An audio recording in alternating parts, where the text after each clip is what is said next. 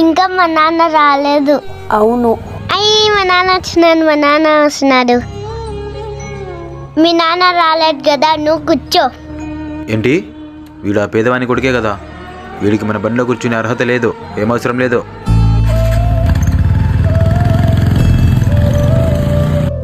కూర్చో నాన్న, వెళ్దాం.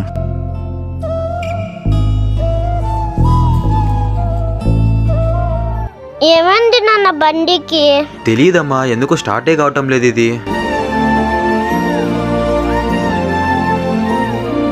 ఏమైంది సౌమ్య మీ బండికి?